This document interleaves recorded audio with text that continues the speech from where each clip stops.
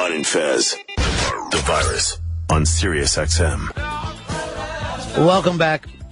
I'm Ron Bennington. We're about to do a sneak preview of Unmasked with our guest, Kevin Smith. So excited to have Kevin Smith come in and do the show. We've wanted to have him on the Unmasked program for a long, long time. And now, with his career at this very strange, self-imposed crossroads, where he's telling us that very, very soon he's going to stop making films.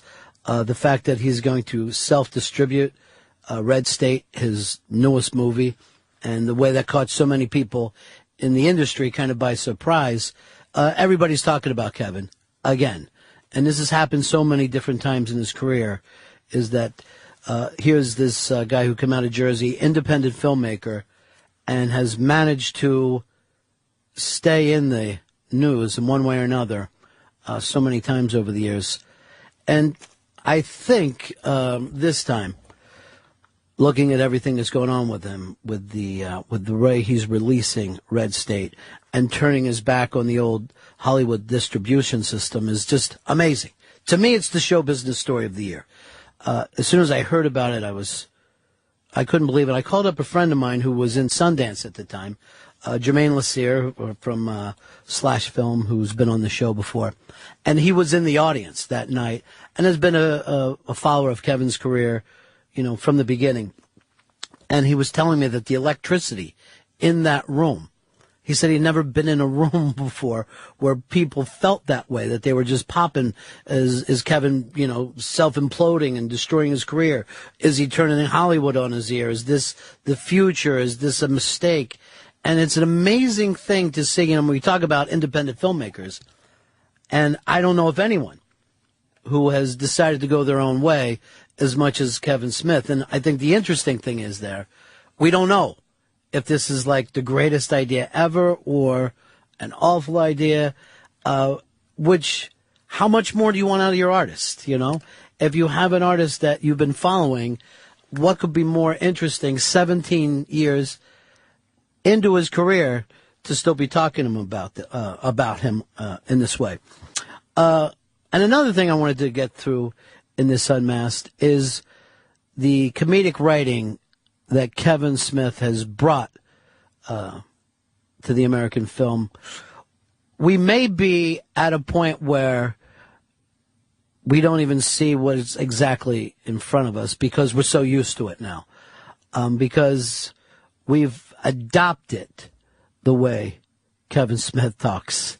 And I will put this, I've talked about this with friends before, but go back and look at the way comedy was written before Kevin Smith films and the way comedy gets written after Kevin Smith films.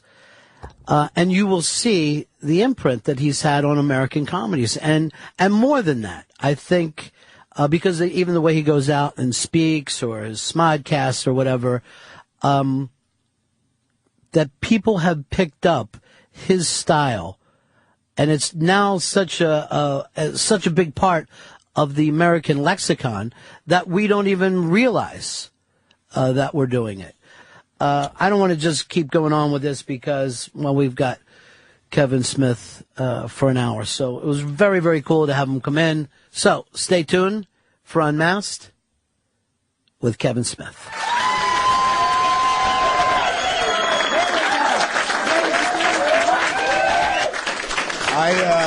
Thank you. You're very kind. I'm so relieved I could fit in this fucking chair. That was the first thing. The moment I saw the chairs, I was like, am I going to fit in that one? So it's always a relief to come into the room, sit down, and be like, hey, there's some space. What's great is that, you're not in the news right now and you're not on Twitter. We haven't heard about you. Just really great to see that you're doing okay. And I could fill you in on what's been going on since Cop Out, I guess. I haven't really been in the public eye that much. Yeah, it has been a weird year for me, sir. I didn't expect anything that kind of went down this year. And life throws you curveballs every once in a while, including get off the plane, you fat fuck. And and you either sink or swim. Either you're just like, oh my God, this is going to devastate me, or you find a way to kind of work through it. We like comedy, and we like to work through our issues with comedy, whether it be painful issues about ourselves, and obviously like weight has always been my Achilles heel and whatnot. Oh, I always stand behind chairs, wear heavy clothing, lots of layers. I've always been a layers guy for that very reason. The moment somebody exposes that thing that you're totally terrified of, in the moment it happens, it's terrifying, it sucks, you sit there going, life will never be the same, I'm irrevocably changed, everyone knows I'm fat now. And then when I thought about it, I was like, everyone knew I was fat. Like, there's no story here. And then 3 days later, Tiger Woods got up and said, I cheated on my wife, and nobody cared about how fat I was. So I'll always hold a debt in my heart for Tiger Woods. A hell of a golfer. I don't like golf that much, but he saved my ass in a big bad way. But once that kind of got out of the way, like I was saying, you either go with it or fucking let it crush you. And I was just like, so a bunch of people said fat. I'm going to fucking turn it around, do something else with it. And that's kind of what this year's been about. And now, of course, the new controversy, everybody is talking about your new film that's coming out and the fact that you're doing this as a true independent. And for a lot of us that love those early 90s films. Yes, me included. You're one of those guys that everybody went, okay, great, now I got somebody to be with. And people followed your career, along with people like Tarantino and Wes Anderson. We could go through a list of great guys. I'm the less successful version of all those guys. Every one of them you list, like, even Wes. Wes found a way to make, and Wes's flicks are very, like, they're intelligentsia, they're impenetrable to people like Jason Mewes. Like, what's this about? Where's the pussy? So even a dude who makes those movies found a way to, like, break through, make $50, $70 million and stuff. And I've never been that. I've always been fortunate where the people who know my stuff know it and really dig it, but I never went above a certain level. And for years, people would always be like, well, you got to go to that next level, dude. That's where it's at. Like, this is not the real party. The real party's up there. And they push you to get to that level, but, like, after 17 years, like, I'm able to admit that I guess where no one else can, it's just like, there's never going to be another level for me. Like, I'll always have a very specific audience for a theatrical run of any movie I do. There's a reason we call The View Askew. One for everybody. You know what I'm saying? Like, my mother, she don't like any of my movies except Jersey Girl. So that tells the story right there. So, like, for me, like, those early flicks, the ones in the 90s, Clerks, I've been thinking about this a lot lately because I talked about, like, I'm retiring from directing film and stuff. Hit somebody, the movie I make next is going to be the last one. And I came at people like, why? People get suspicious right away. Like, why are you leaving? What do you know? Is the Earth about to blow up? Are you on one of those planes, those Simpson planes that go to the other planet?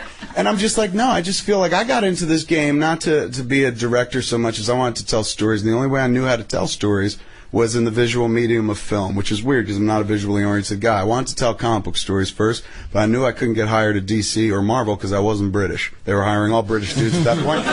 So for me, I looked at film, and Richard Linklater just made Slacker, and I was like, ooh, there's a way in. Like, this dude in Bumblefuck Nowhere made this movie about kids that nobody's ever heard about. Turns out Bumblefuck Nowhere is Austin, Texas. Everybody's heard about it. I hadn't. And at that point, it's a crucial part of the story. Thank God I didn't know that he lived in a major metropolitan area, the cultural center of the United States, because I wouldn't have then, I think, tried Clerks. Part of the reason I saw Slacker, and I'm like, this dude, he ain't from Hollywood, and he ain't from New York, and he made this movie in the middle of nowhere, Texas, in a town nobody's ever heard of. Like, I could do that in Jersey. If I'd known that he was like, he's in like Texas's version of New York and L.A., I probably would have been like, oh, well, that's why he did it. There's a film community there, and not pursued it. But just a little bit of ignorance was enough to kind of push me over the edge, where it was like, I could be that dude in Nowheresville, Texas, until people were like, that's Austin. I was like, oh, is that well known, this Austin? But at that point, let's see, it's coming up. August is going to be 20 years since the moment I sat in a theater downtown at the Angelica Film Center and watched Richard Linklater's Slacker. And afterwards, I'm driving home with my friend Vincent. And we got through the Holland Tunnel, but we didn't even get to the toll that takes you onto the Jersey Turnpike. Before I turned to him, and I was just like, let me give you a hand job. No, that's not what I said. That story gets really sexy at that point. Bring the lights down. I turned to him and I go, dude, I think I want to be a director. And he had always been into filmmaking, and I was always like, I'll write, but I can't imagine making film. But that dude kind of, like, he talked about it so much, made it seem like he was a normal guy from nowhere. My friend worked at the convenience store with me, who talked about doing this job that, like, seemed like only giants and legends and movie stars could ever touch. You'd have to be born into the manor to make a film, or born into an affluent Los Angeles family or something like that, or be born Marty Scorsese or something like that. Suddenly I realized that's not necessarily the case. Like, people can make movies if they're not from there, because of the indie film community. The indie film movement was booming at that point. Late 80s, early 90s. Soderbergh had done Sex, Lies, and Videotape. Quentin had done Reservoir Dogs. Robert, the year before me, Robert Rodriguez, had done El Mariachi. Right. So it was in the air. You know, you could kind of go like, all right, well, it's possible. I don't know if I'll make it, but that's the best way I think I'll ever get heard, is to try to make a film. It seemed kind of doable, and it happened. But I wasn't prepared for everything that came after. I literally wrote Clerks and Dogma. And Clerks was the movie that was meant to get Dogma financed. Like, basically, Clerks was a calling card movie meant to show people, this is what I could do if we had some money. And then, hopefully, they'd give me money to make the next movie. I wouldn't have to put it on my credit cards. What happened instead was the last 17 years, which has been an amazing fucking ride. And I've compared it to, in one of the podcasts, I said, imagine you love chocolate milk. And then you go down to the store, corner 7-Eleven, go get some chocolate milk. You walk in the door, you're like, motherfucker, you just won a chocolataria. And you're like, what do you mean? They're like, we're giving you a whole milk factory. You're going to own all the cows, and you're going to have a chocolatizer, and you can make chocolate milk as much as you want, and you can vend it. I'm like, get out of here. They're like, it's a business. Congratulations. And I did that for many years. And one day you're at the front office of Milk Co. and you're just like, all I wanted was a chocolate milk, you know? I've went on an amazing wild ride, but I always knew that it would end, because I always felt like I was never a director first and foremost. I was a guy that writes flicks, and he just happens to direct them so he can protect his material, keep all the stupid poop and dick jokes in there. So after time, I've been saying, even up early in 94, 95 in interviews and stuff around Clerks, Mallrats, I said, I don't think I've got more than 10 scripts in me. Like, honestly, I feel I got about 10 scripts, and then when I'm done with that, I think I'll just be finished. And I've kind of reached that point in my life. Like, after Zack and Miri, I really had nothing to say. I was really disappointed how the movie performed. I thought it would do a lot better than our standard 30. I'd kind of run out of shit to say. By the time I got to Jersey Girl, I started manufacturing shit to say. Clerks, Mallrats, Chasing Amy, Dogma, Jay and Silent Bob Strike Back. That came from the mind of a 20-year-old kid who lived in his parents' not his basement, but in his own room, but in his parents' for years and years before he got out. Like, that's where I built an arsenal of material that I wanted to take out into the world. That's where I built those stories. Once I was done with those stories, I was like, okay, I like this job, and they pay you a lot of money. You never want to leave a party that's rocking, particularly when, like, you're one of the good guests where people, like, treat you well and shit. They're not like, pick that up, fatty. They're like, here's a drink. Would you like some more food? And you're like, yes, but would you like to fuck someone? Yes, I would. Like one of those Stanley Kubrick parties, right, man. You know, where everyone's wearing a hood and a mask, and they got a cane, and they're all out on Long Island. You got to go to Long Island. Yeah. I was looking on Staten Island. Well, that's the problem. No, it's not happening there. Yeah, I got fucked in Staten Island. I was the guy on the floor, robed behind me. I said, what are you doing? I said, this ain't Long Island, buddy, and he gave it to me hard. I think it's interesting to say that you weren't prepared for it, because out of all the people that we could talk about in the 90s, you seemed to be the guy who was okay to walk up and, hey, I did the movie and I'm selling it. I mean, you were always, from word go, really good at that. They loved you at Sundance. I've always been good at being able to speak. I mean, here's the thing. I look at other filmmakers. You look at somebody like David Fincher, who's an amazing filmmaker, and right now, you know, top of his game, Social Network, is up for Oscars galore. I think he won the Golden Globe, didn't he? So anyway, this is a dude who makes a film, puts it out there, then he goes off and makes another film. And you never hear David Fincher talking about, I got thrown off a fucking airplane. Can you believe this shit? And you never hear David Fincher talking about, I'm fighting with this person. You never hear David Fincher, I'm taking on the critics. Nothing. Dude does his work quietly, puts it out, and that's it. I've never, unfortunately, been that filmmaker. From the jump, with Clerks, since we had no cast or anything, Harvey and Bob Weinstein were like, look, you go out and advocate for the movie. You go be the person who's the front man for the movie. Who can advocate for the movie better than you? Who could sit there and talk more passionately about the movie than you can? And that's how, like, me and Quentin and Robert became kind of well-known names, because they were like, you talk about the movie. And when you put a filmmaker in there, out there talking about their work, independent film and passion, blah, blah, blah, it's inspiring. You'll get people going. They're like, I don't know who this cat is, and I don't know anybody in the movie, but I'll give it a shot. He seems weird. It sounds okay. I've always been very good at being able to kind of express myself and only got better over the years. But the problem with that is I express myself about my work far too much. I wind up never allowing it to just sit there by itself. There's always like, hey, there's a story around this, or afterwards I'm like, let me come out and explain what happened exactly. So I'm always going out there and talking about the work, standing up for the work, explaining the work, and other filmmakers don't have to do that. And I realized early on, like, that's just going to be part of my game. You know what I'm saying? Like, some people have one leg shorter than the other in life. My ear is a little higher over here than this one.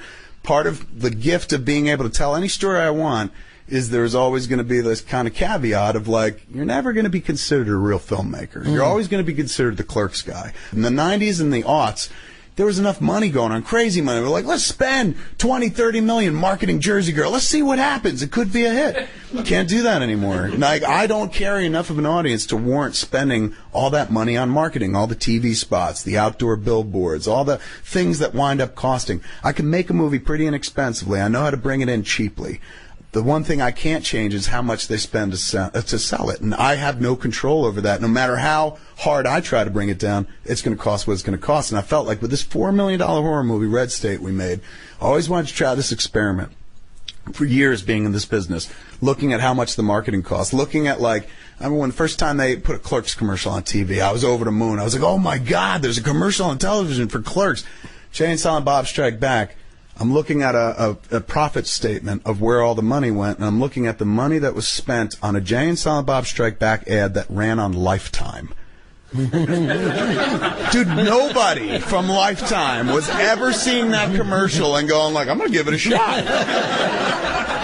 But that's what they do. It's just like at the end of the day, they're like, look, your audience is coming. We're going to reach to a new audience that maybe doesn't know about you, so they want to advertise to people that don't know your stuff. But as I've said, my stuff doesn't appeal to everybody. It's a real rarefied taste and stuff. So why spend that money reaching those people? For years, they were like, if we spend this, we're going after these people who haven't come to see your movies. And I'd always say, what about the people who come? Like, there is an audience for this stuff. No, Kevin, they're coming anyway. Why not reach beyond them? And I always felt like, that's stupid. Like, honor the motherfuckers that come. Don't sit there and be like, we're going to chase after the imaginary dollar of your parents or your friend's parents who might come see it on a Friday night if we trick them into calling it like Zack and Miri instead of Zack and Miri Make a Porno. Like, to me, I just felt like I don't, in the 90s and aughts, you could do that. They're pissed off at you. I mean, the people who honestly, I don't know who's pissed off. Like, when I made this decision to self-distribute, I spoke to, long before the world heard about it, long before we went up to Sundance, first thing I did was talk to every smart motherfucker I know in this business of show. There's not many, but I did talk to them all. And I was just, and we're talking about people in marketing at Warner Brothers, talking about people higher up than marketing at Warner Brothers, people high up at Weinstein, people at Paramount. Like, I know people in this business. You've been in this business long enough, you meet a lot of cats. And I said to them, hey, man, I'm thinking about trying this thing. I always wanted to take the movie out without spending any of the marketing money, because I know I can make a budget back, the budget of the film. But once they tack the marketing onto it, it's just like, I can't do that. Like, I can do $4 million in business with this movie, but I can't do $24 million, which is what it would be once they put on $20 million to advertise. They put TV spots on, blow out a campaign. Yeah. That's not even a large campaign. That's a moderate campaign of $20 million. Suddenly, I'd have to make 24 to make all the money back, but that ain't even true, because they don't get everything reported at the box office. Studios get half of that. They split it with exhibitors. The people actually own the theaters. So suddenly, I don't have to make 24 million. I've got to make 48 million just to break even on a $4 million horror movie. I can't do that. I don't have enough audience. No movie I've ever made has made more than $31 million. So where the fuck's that other money coming from? So I said, for the first time in years, I actually have a shot at doing something I always wondered if I could do. Can we sell the movie without selling the movie? Is it possible to just release the movie word of mouth and virally and just let it kind of live its life without inundating with commercials, without spending all that money? In this case, 5 times what it costs to make the movie, just to reach people, to try to trick them into seeing it. I'd much rather talk to the audience that already exists for my stuff via the podcast, via Twitter, via any radio show I can get on, any microphone that I can get in front of. I could reach those cats and not spend any of that money. And I don't know. I just want to see if I could do it. To me, it's an experiment. I've done it 9 times the other way, where I watch people spend tens of millions of dollars to sell low-budget films. I would like to try it just once the other way before I get out of this business. And like I said, the next one's the last one. I felt like I want to try this as an experiment. And like, I got my investors to go like, we'll do it, because they knew they were protected everywhere else. Sell the movie internationally, sell DVD, sell TV. They're totally fine.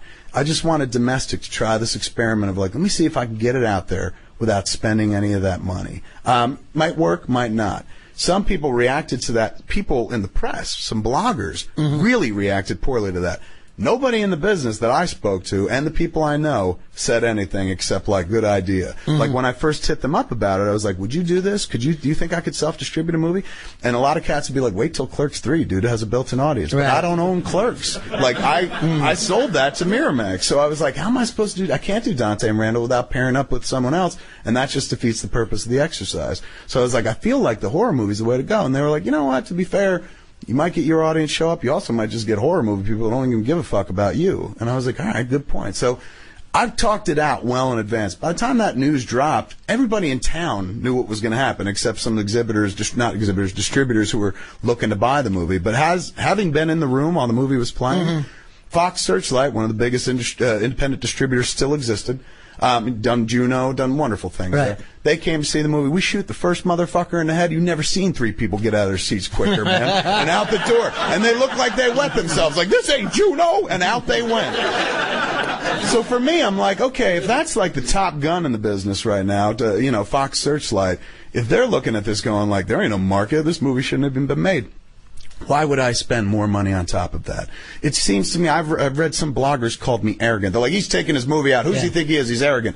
Isn't it more arrogant to sit there and go, this $4 million movie that nobody wanted to give us money for and took us 3 years to find cash, and even my biggest fans, Harvey and Bob Weinstein, didn't want to finance? We finally got it made. Now pour $20 million all over and pretend it's good. It just seems like bullshit. Pour $20 million on it and sell it. Lie to people and tell them they want to see it. Not everyone's going to want to see this movie. It's fucking bleak, dark. It's funny. It's very black satire. But it's not for everybody. It's a movie where nothing about it is conventional. You're not allowed to feel the way you feel in other movies. There's no score in the movie, dude. So there's never a moment where we're telling you it's safe now, relax. You have to decide in every moment of the movie how you feel in that exact moment. It's unconventional as hell. It's truly an indie film. At that point, why the fuck would I spend $20 million to sell a $4 million movie that nobody's going to want to see anymore? So I felt like, let me step off and try. This is the best and only time I'll ever have to try the experiment. And for that, a bunch of cats who maybe didn't understand this took off on me like immediately after the screening, and I got up and talked afterwards. Cut my legs out, dude. They were trying desperately to be like, he's mad, he's imploded, he's lost his mind, he's crazy.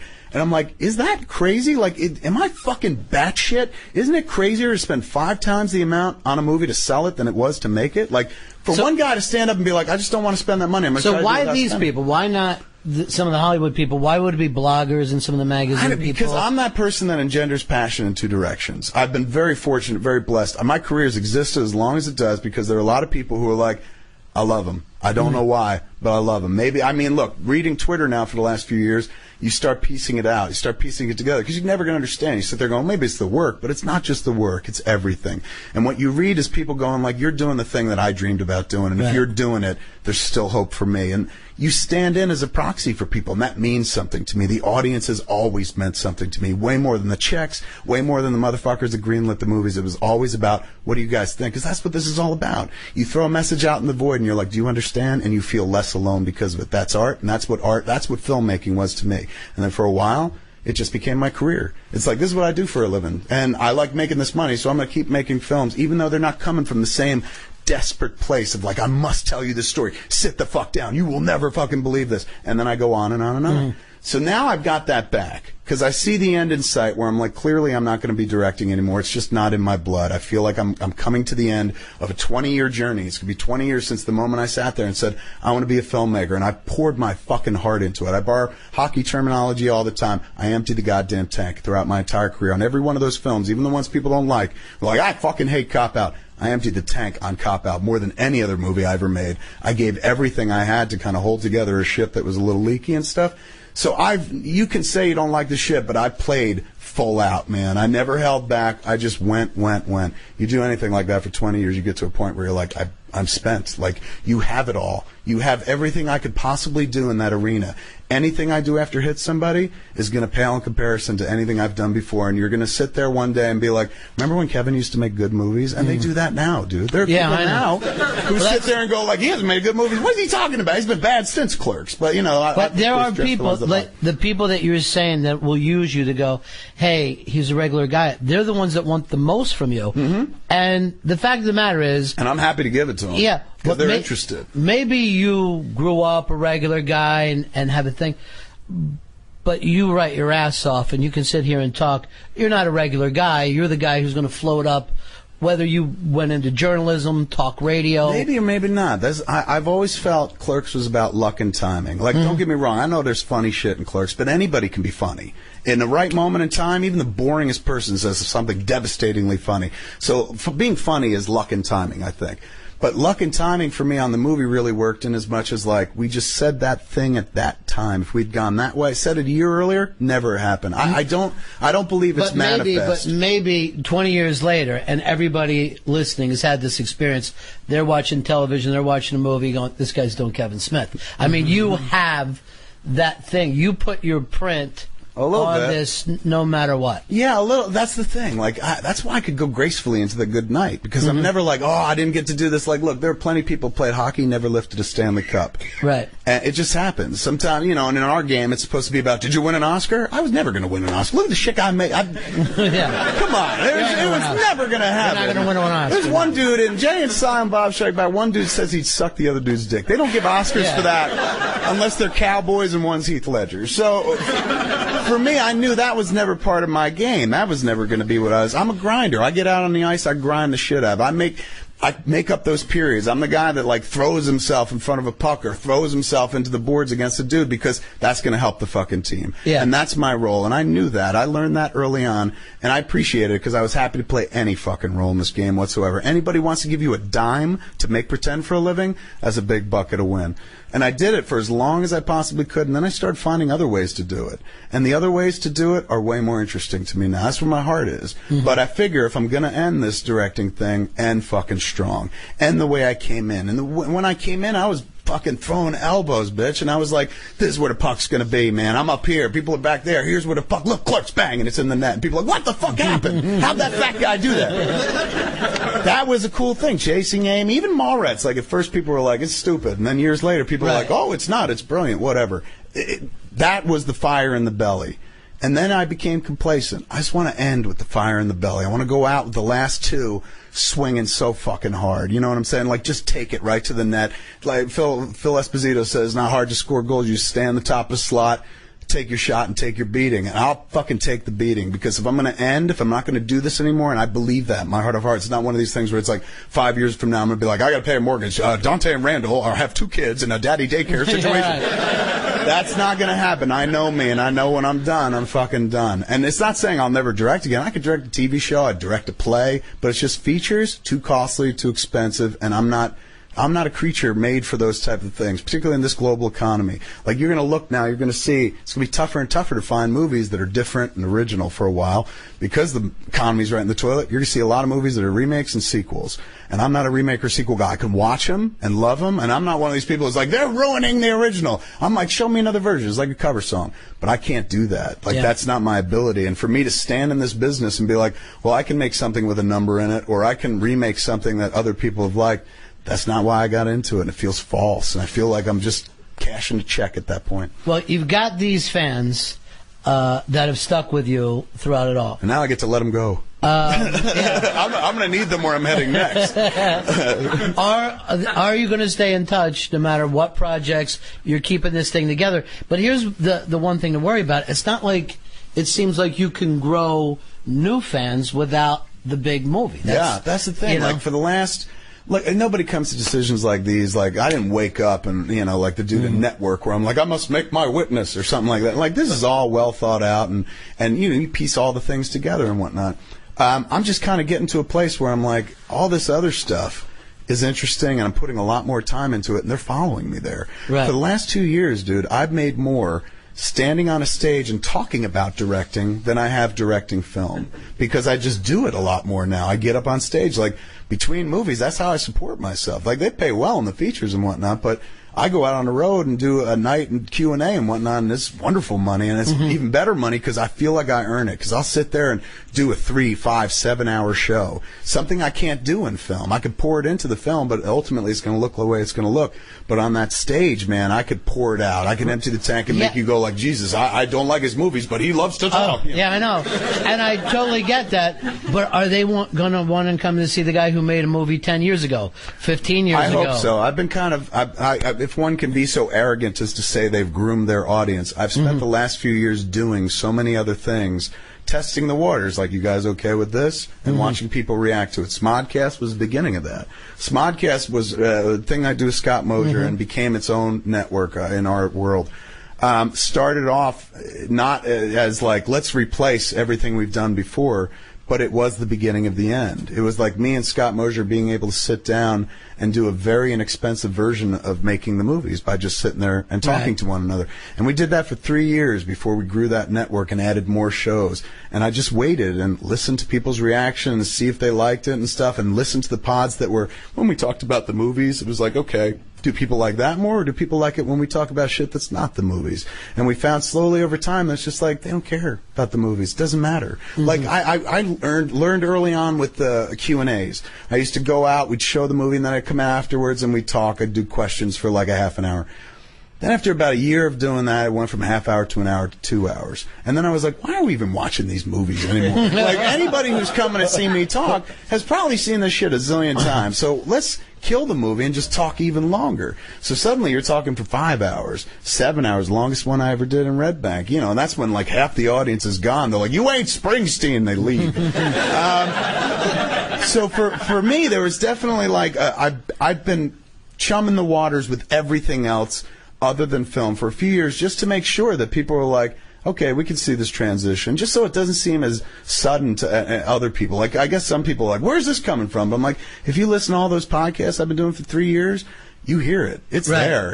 I've been telegraphing this for a while. Like, it's coming to a close. It's going to end. And when I end, I'm going to try to end strong. That's the new part of the message. The one thing that I never really said until Red State, because it wasn't until people could see it that I can make the claim and tell them what's in my heart. And what's in my heart is, I want to end as strongly as I started. I want to knock your fucking socks out. You know, I don't want you to sit there and apologize for liking Cop Out because you like me. I want to make a movie that fucking blows your hair back and go, I want to end in a way where people go, why are you stopping? And I'm like, that's why, because I can never do better than that. So for me, that's the time. And once I do that, then I could do all this other cool shit that I normally kind of do between the movies, and this would become the main focus. Like, honestly, anybody in radio should be very scared right now, because I'm like, I'm done with film. Guess where I want to go, you know? And I can talk, bitch, as you can see. And if they pay by the word, I'm fucking a billionaire. Oh, no, they don't. They don't pay by the word. Because it's really funny, because I've been doing radio a long time, and I thought, I'll make the next fucking movie. Isn't it the weirdest thing in the world? Yes. You're just like, well, just switch. Yes. You just look at everyone else's job and go, that seems way funner. So much better. I love, for years and years, that was one of my favorite things about making the flicks, is it afforded me the ability to go into places that I never would. And I'm not talking about parties, the rich and famous. I'm literally talking about a radio station where somebody was like, hey man, we're going to talk to you for a little bit. I remember I did a radio interview, 1994, out in Los Angeles, Kevin and Bean show. Sure. And I was talking about Clerks was coming out in a couple weeks, and we were getting ready for Mallrats, actually. So some chick who I went to high school with, who would never give me the time of day in high school, heard the interview out in California, called my father back in Jersey going, is Kevin out here? Does he have a number? My father gave her the number. We got in touch. She fucked me.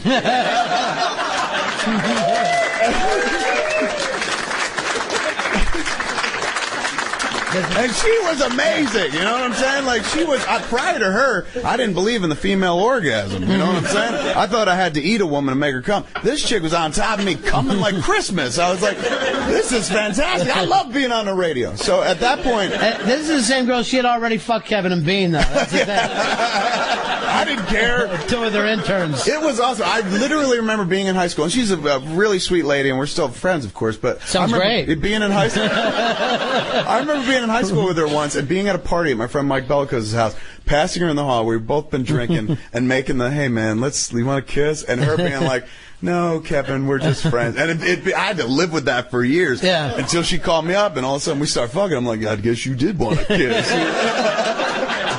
But shit like that, like, always made an impact for me where I'm like, oh my God, like the notion of sitting down, like radio is my medium, dude. Look at me. I got a body for radio. Sure. I could talk to a chick on the mic and she might be like, I would fuck that guy. She'd get in the room and be like, ew. But I built it up all that time. You know, that's how I've been fat my whole life. The only way you get laid is through your sense of humor or saying something that is touching or meaningful to some, I was going to say to somebody, but specifically chicks, but I'll take a dude anytime. And that for me has always kind of been like the honesty factor or the funny factor. That gets you over like not looking like everybody else or not even looking attractive. Well, you know, that's the funny thing. Like, if you're in the business to pick up chicks, you wouldn't make your kind of movies. Mm-hmm. Like, you're like heavy metal where you show up and it's all fucking dudes. And yes.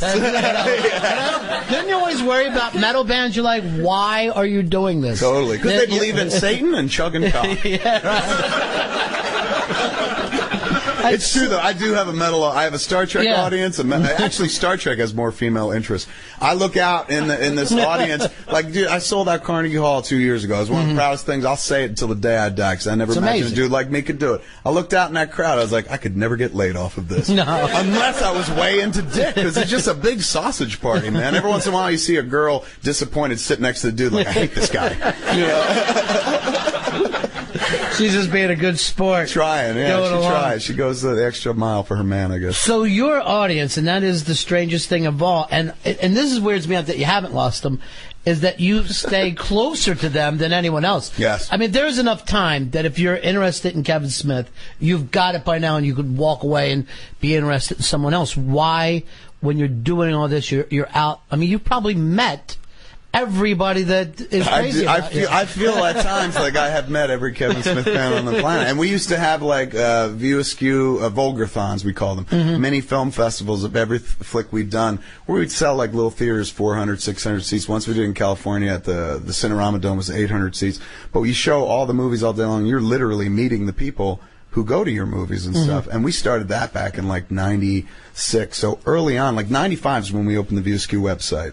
And Ming Chen, who was our web designer, still is to this day, I said, I want to be able to have like a Q&A once a week with people. Is that possible? And he goes, well, I could give you a message board. It'd be even easier. I said, what's that? And he goes, message board, people just put up whatever they want, and then you can respond to it whenever you want. Then when it happens later on, and I was just like, I'll never be alone again. You know, like, I'll be able to answer questions in the middle of the night to people who are just like up as well. And even if they answered questions hours before. So we started that relationship with the audience. I've always like loved the audience because without them I have no fucking job. If they don't buy tickets, nobody goes and gives me another job. So to me, it's always been like I love them, but they're also employers. So you treat them with affection and fucking respect. You don't ignore or fucking bitch slap your audience. I spend time with them. And like you'd sit there and after Q&A, people would be like, we gotta go. And I'm like, hold on, a few more minutes. You just go, you keep going, you keep giving, and it's not hard. It was never hard. People are like, how do you do it? I'm like, are you kidding me? Do you know how fucking easy it is to sit there and have somebody be like, you rock?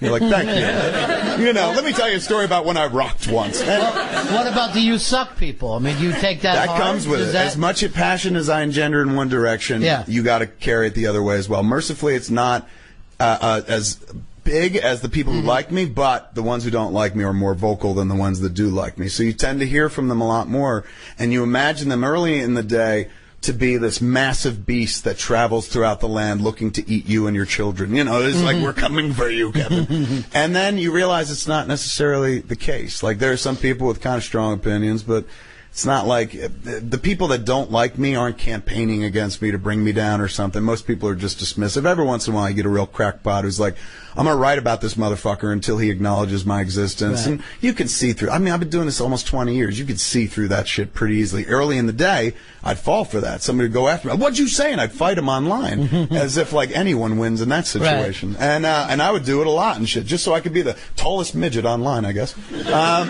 But you kind of grow and you learn like, oh, this is more beneficial to them. If they go after you and you start attacking them, they get more attention, they get more hits, blah, blah, blah. So you just kind of learn to separate. There's ones that are just vicious for the sake of being vicious. Now, how do you separate good criticism from bad criticism, or good notes, or a good insight from just somebody who's wanting to like shit in your mouth just because they know that you're happy? You know, I'll be out there talking about a movie I love so much, and somebody will be like, yeah, I thought this movie was facile and stupid. And you're like, oh, God. So how do you separate it? It takes time. It takes a long time to learn how to do it, and I don't think I'm still very good at it. I got in a fight with a bunch of the whole critical community last year after Cop Out. I felt like Engelbert in the Bad News Bears. They're like, he got in a fight. They're like, with who? The third grade. Who in third grade? The whole third grade. You know? Yeah, right. I got in a fight with the whole critical community, and it just got bigger and weirder and stuff like that. And at one point, and they used to love you. They do. When you came they in, did. They were crazy. Yes, yeah. Well, let's be fair. They loved Clerks a lot, and everybody loved Clerks. So that's kind of easy. Not everybody, but that's an easy movie to love. Mallrats they didn't like. You know, if we're talking about the critical community as a whole, as a group, Mallrats was trashed. Like, they treated Mallrats the way they treated Cop Out. The general consensus was, if this is what the dude who made Clerks is going to do with a studio job, fuck him. Fuck this bullshit. And so for years I was like, oh my God, everyone hates Mallrats. Until I went out into the real world, and people were like, I fucking love Mallrats, dude. Like, that's the movie that people come up to me the most and go, like, I found Chasing Amy because of Mallrats. Mallrats' first movie years I saw. A friend of mine had a VHS. We watched it to death, something like that. And you realize that nothing's wasted. Some motherfucker will tell you, you were bad for doing this. This is wrong. You should regret it. And 10 years from now, I'm like, this is the best fucking decision I ever made. Like, everyone wants to judge right there in the moment. Like, I watched it happen at Sundance. Movie ended, people wrote like that without even thinking about what they saw. They just immediately started writing without even thinking about what I said about distributing the movie. They just started writing.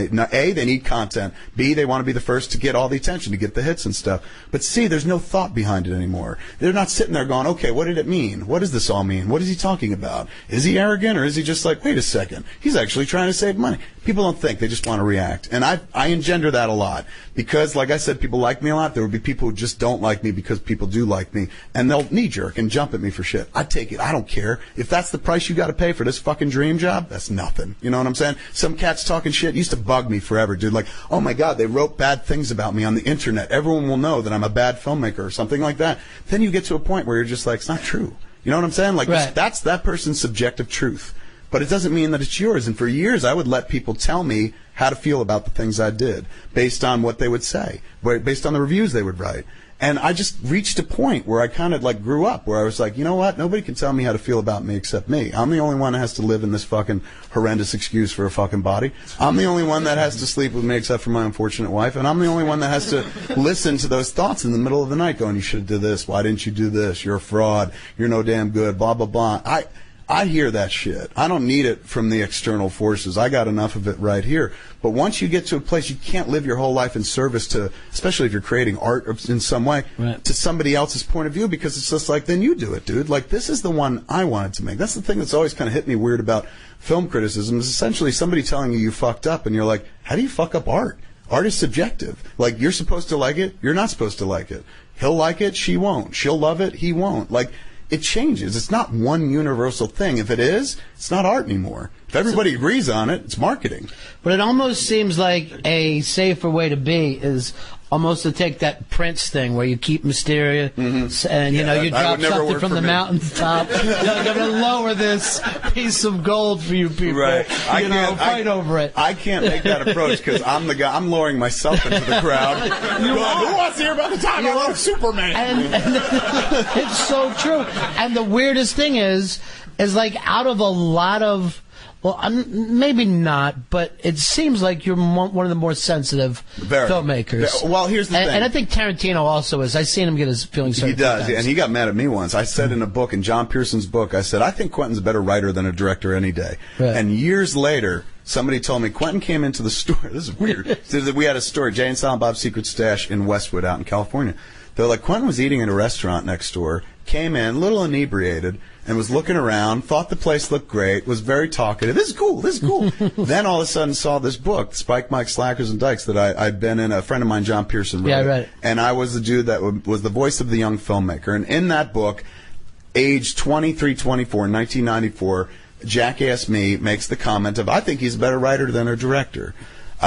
He remembered it, and he said it to the person behind the counter. He's like, you know, that fat fuck said about me in this book. And I was like, he was mad. It was like, he was kind of a little drunk mad at you, dude. Don't be around Quentin with that book if he's got a drink in his hand. You also said Reservoir Dogs is better than Pulp Fiction. Yes, he didn't like that. He kind of tried to play to the masses. I did. I was like, I went the garage band route. Like, they were good when they were by themselves. And once they had a label, they suck. I totally took that approach, but not bashing them. But I was just like, look, I love Reservoir Dogs.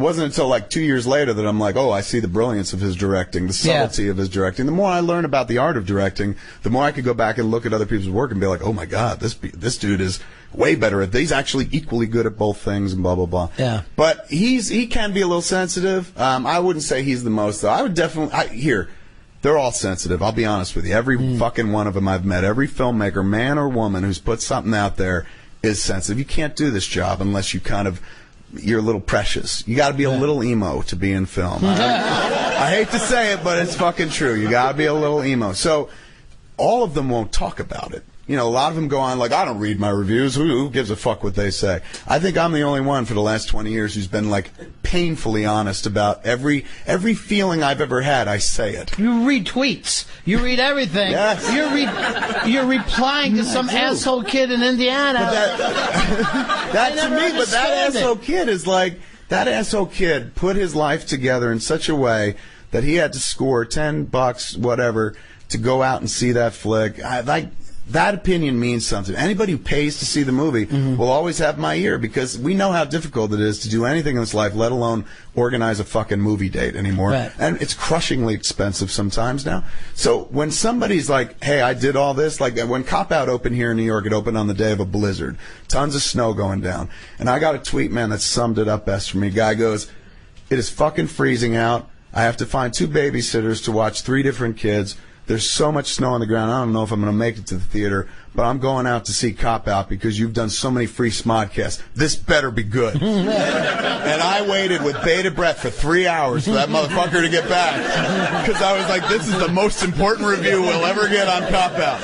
And sure enough, he was like, it was good, it was funny. It was funny. He didn't go over the moon, he wasn't like, you reinvented the genre, but I was never going to get that on those day of those circumstances. But the fact that he went through all those trials and still was able to be like, I like this funny shit. Well, another thing that you do is after Cop Out, and again, I guess it has to do with your sensitivity, you threw a couple elbows at Bruce Willis, and nobody... Not afterwards. That came way later. Oh, came way later. But directors fair, don't say stuff about movie stars. Generally, you're not supposed to. But I worked with Bruce for 1 full week before I did my Carnegie Hall gig. And when I got on stage at Carnegie Hall, no lie, if you ever saw the Epic's Too Fat for 40 thing, I tell the Die Hard story there, working with Bruce, same fucking story I told on the Carnegie Hall stage 5 days after working with him for the first time. Like, right away, I was honest and upfront about, like, this is not what I expected at all. You know what I'm saying? I went in, and probably a lot of it has to do with me. It's my fault. I'll take the blame. I don't give a shit. I went in there working with a dude who I was a massive fan of, and that's kind of how I went in treating him, I guess. And he don't respond well to that kind of thing. Like, look, here's plain simple truth. I'm on a movie set with people I know. I could say to Ben Affleck, dude, take that dick, put it in your mouth. And he'll do it. And, like, he'll sit there, hold, I mean, maybe not anymore. He's made the town now. But back in the day, he would do it. And he'd sit there with that dick in his mouth and shit, and he'd hate it. But he'd be like, well, I trust Kevin. Always knows what he's doing, except on Jersey Girl, you know. But he trusts me because I would never make him look bad. Like, I care about actors, and I care about performance, and I care about the story. So naturally, I'm going to go out of my way and make this motherfucker look pimp. He was my ticket to ride. Ben Affleck, I saw him in Mallrats, and he worked with him in Mallrats, but it was afterwards getting to know him. I was like, dude, you should be a fucking leading man. Like, why are you playing dudes that beat up other dudes? Like, you're charming and funny and shit. And that's why I wrote Chasing Amy for the dude, because I just kind of really believed in him. He had something that felt like that could translate. You could be more than just this little pigeonhole fucking role they put him in. Anyway, Ben will do anything for me, or at least he would, because he trusts me. I went on to the set of Die Hard and was like, Bruce, put that dick in your mouth. And he pulled out John McClane's gun, shot me between the eyes. You know, he was just like, I'm not putting my dick in my mouth. All my teaching, 25 years in this business, he's a quarter of century he's been doing. He's a movie star for 25 years. All of his teaching tells him, you don't fucking put the dick in your mouth. So he was just like, no, I'm not going to do that. I'm going to be the author of my own performance. I got this. And there was definitely like, you know, Kevin, you made fucking Mallrats. That kind of thing, which I'm like, I don't care. Like, I'll be the first guy to be like, yeah, I did make Mallrats, and maybe it wasn't that cool to you, but I like it. But at the end of the day, that dude, I feel like if you're going to be that guy who's just like, well, I don't have to listen to you, you're not very good at what you do, why are you there in the first place? Like, is the money that green? So why was he there? Do you know? Was it for money? Maybe he thought it would be a good idea, and like 2 days in, he was just like, I don't like this fat fuck. It's possible. Like, people always want some fucking like big, like, you know, I fucked Demi Moore and he was mad about it. No, it's nothing like that. Sometimes it's just as simple as like, you meet a guy, you know people in your life. You got friends who are like, you know this fucking dude Barry? Barry's the best. And you're like, Barry's a fucking asshole. And they're like, what'd you say? And you're like, I don't know, Barry ain't too fucking cool. And they're like, why? Why don't you like Barry? And you're like, you can't put your finger on it. You're just like, I don't know, I just don't like that fucking guy. I have that. Some people meet me and have that. And I think Bruce, even though I worked with him as an actor on the Live Free, Die Hard, when you come at him as, I'm in charge of this shit, and I wasn't coming at him like, you listen to me, you bald prick. But I was just like, hey, man, I'm the director. I'm supposed to kind of tell you what to do, and you tell me you don't want that. It's just like, well, I don't know what to do then. I guess I'll be working with the actors who do want direction. But so is that a casting mistake? Because I wouldn't call it a mistake. I mean, like, that was a huge coup. Like, at first it was supposed, when I got onto the project, it was going to be Marky Mark and Will Ferrell. And they couldn't make that deal. Warner Bros. Didn't want to pay him the full freight salary at making a rated R movie. They kept saying, make it PG-13, we'll pay you guys what you want. And those dudes were like, no, we want to do a rated R movie. And they agreed to disagree. They went across the street, set up with the other movie, the Other Guys, it was called. So that left us back at Warner Bros., no fucking stars or anything like that, and just me kind of attached to it. Jeff Robinoff, the guy who runs Warner Bros., is like, you want to stick around? You want to stay on? And I was like, you serious? And he's like, yeah. I was like, I thought once Marky Mark took his underwear, we'd be done. And he goes, no. He's like, let's try to build the movie around you. And then he called me like 2 days later, and he's like, what do you think of Bruce Willis? And I was like, Bruce Willis! And he was like, well, Bruce is really interested, and he says he knows you from Live Free or Die Hard. Like, I had to get approved by Bruce, and he did. So I was like, you know, there's things, look, I'm disappointed, and I've said a few places, like, oh, it's heartbreaking or heart-wrenching or blah, blah, blah. You know, it was obviously me fucking speaking hyperbolically. My heart did not break. It was disappointing that the dude you hoped he wasn't that dude at all. But at the end of the day, that dude gave me something. He gave me a really special gift. When I was a fucking 14, 16-year-old kid, I used to sit in my parents' house on the couch watching him in Moonlighting, watching him as David Addison. And David Addison was quick, sharp, and the way he played him, we all wanted to be that guy. We'd all take a little bit of David Addison for ourselves. He was the guy we most wanted to be at that age. And I never in a million years imagined that I'd work with that man. And he gave me that opportunity. So I'll always thank him for that. Like when we were at the premiere of the movie in New York, you know, you go down a list of people you want to give shout-outs to. And for me, I was like, what do I say? What do I say about Bruce and still be honest? And I was like, you know what? This is flat-out honest. I thank you for giving me the opportunity to make a dream of a 16-year-old boy come true. It was amazing. Like, I'd never imagined that I could ever work with Bruce Willis in that capacity or ever, or even see him. And there I was working with him every day. So for that, I was just like, that's really cool. And you concentrate on that rather than going like, oh, it didn't go as well as it could have, or we didn't become best friends or something like that. I mean, at the end of the day, I'm a stoner. You don't get along with everybody. Some people don't like stoners, I guess. I don't know. But does it seem like it's good for you to have a battle in your life, whether it's critics, I would prefer not. A lot of people. Isn't that funny? Yeah. Oh God, I hate it so much. I hate unrest, like you read about. It makes me nauseous when people write something where I'm like, oh my God, I gotta fucking go out and correct this now. I hate it. I hate controversy. I don't like getting into battles with people.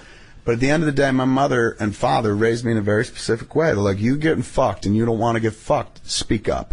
And so for years, if ever I felt like, oh, you've crossed the line, this person's crossed the line, I don't sit there and take it with a smile. I just kind of express myself. And I don't necessarily go for the jugular, but I will I tell everybody everything in my life. Why would I not talk about the friction? That's the interesting shit. Never mind, like, we get along great, all me and these other people. Everyone wants to hear, like, how come you didn't get along with Bruce? What's that about? That's the more interesting fucking story.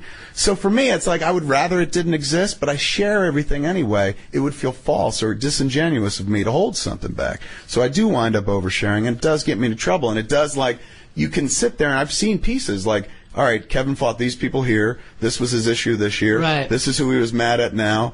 And it's a shame, but it's like I can't do it any other way. I won't sit there and just kind of like let people shit in my mouth. If I can defend myself a little bit or at least explain my side of the story. Look, I'll never convince people to like something I've done if they don't like it. It's subjective. Right. But if they spread misinformation or horse shit about me, I feel like I've got a right to stand up and be like, that's not true. Here's the real information.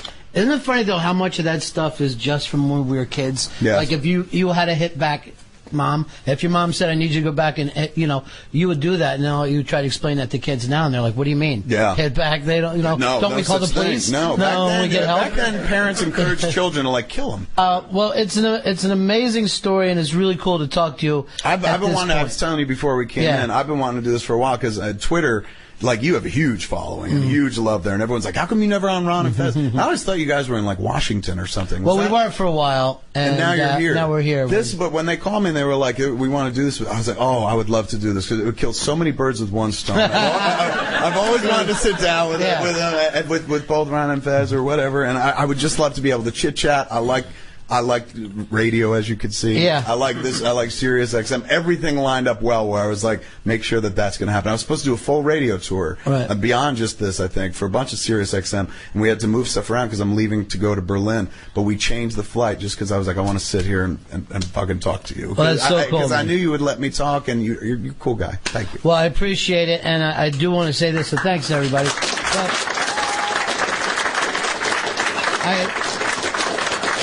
I think it's very important that I tell you that there is no room for you in radio. Don't bring I knew it. I'm too late, man. Damn it. And the funny thing, 94. The exact same That would have been it. I should have went there. 2 roads diversion in Yellowwood. I took the wrong path, damn it. Ladies and gentlemen, for being such a young man and literally a legend and making another giant move, and it's a serious thing, Kevin Smith, everybody. Kevin.